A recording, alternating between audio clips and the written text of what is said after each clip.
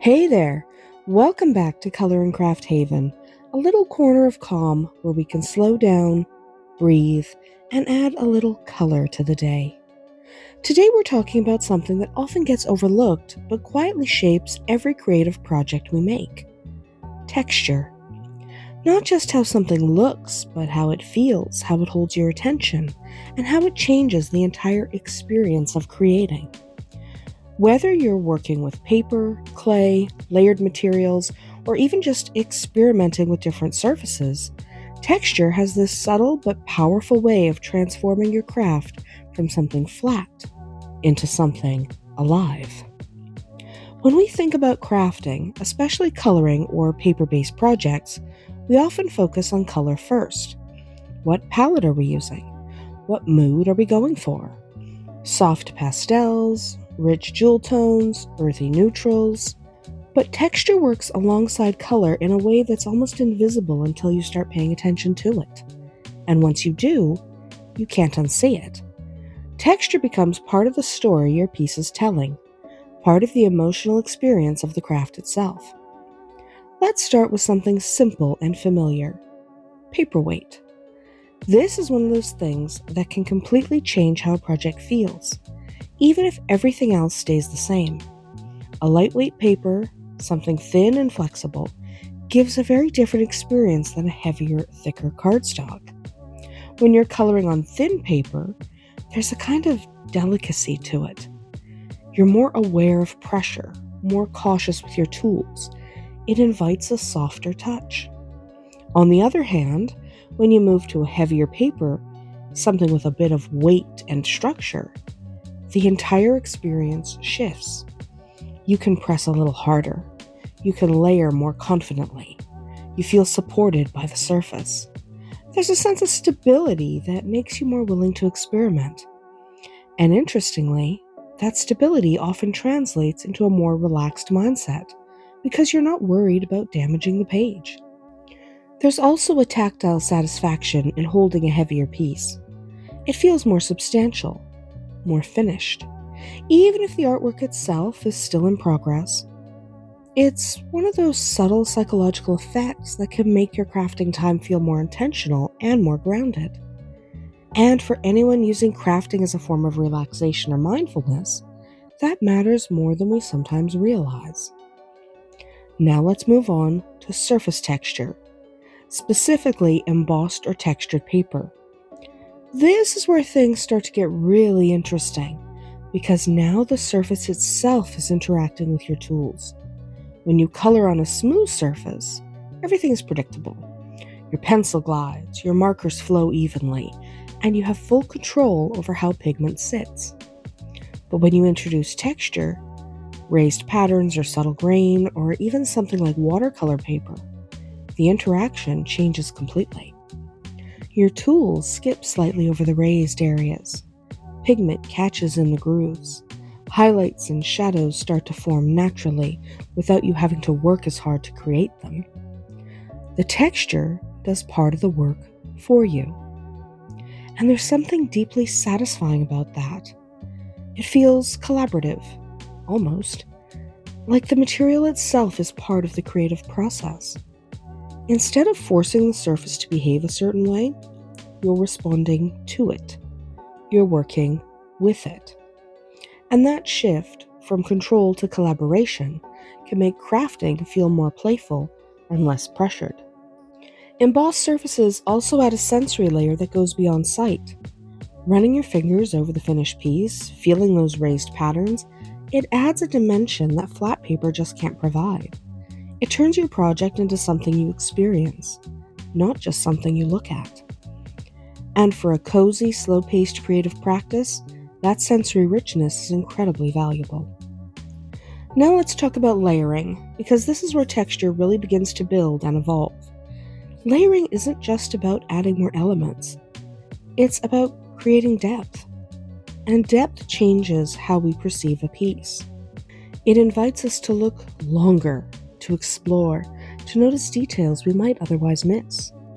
In paper crafts, layering might mean stacking different types of paper, adding cutouts, incorporating fabric or vellum, or even just building up color gradually with pencils or paints. Each layer adds a new texture, a new interaction with light, a new sense of dimension. And the more thoughtfully you layer, the more immersive your piece becomes. There's also a rhythm to layering. It slows you down.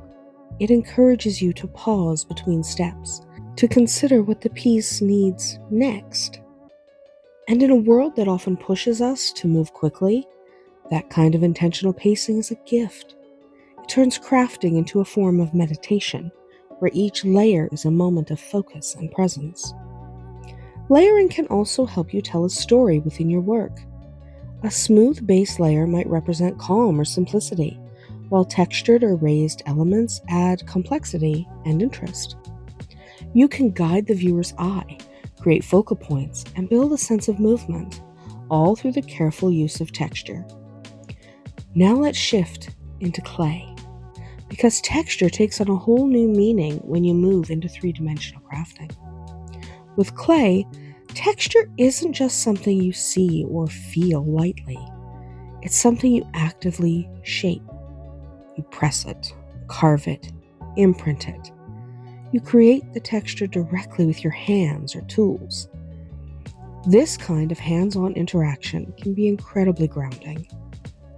There's something about physically shaping a material that brings you into the present moment in a real immediate way. You're not just observing or guiding, you're fully engaged. And the textures you create become a record of that engagement. Smooth clay surfaces have a certain elegance to them. They feel polished, intentional, almost serene. But when you start adding texture, whether through tools, stamps, or even just your fingertips, the piece begins to take on personality. It becomes more organic, more expressive. You might create rough, uneven textures that feel earthy and natural, or delicate, intricate patterns that feel almost lace-like. Each choice changes how the piece looks and how it feels emotionally. And that's something we don't always talk about enough. Texture carries emotion. A heavily textured piece might feel dynamic, energetic, even a little chaotic. A smoother piece might feel calm, controlled, and refined. Neither is better. They simply tell different stories. And as creator, you get to choose which story you want to tell. One of the most beautiful things about working with texture across all these mediums is that it invites you to slow down and notice. It asks you to pay attention to how your tools feel in your hands, to how the material responds, to the subtle changes happening as you work. And that noticing is where a lot of the magic happens. It's where crafting shifts from being just an activity to being an experience. It becomes something that nourishes you, not just something you complete.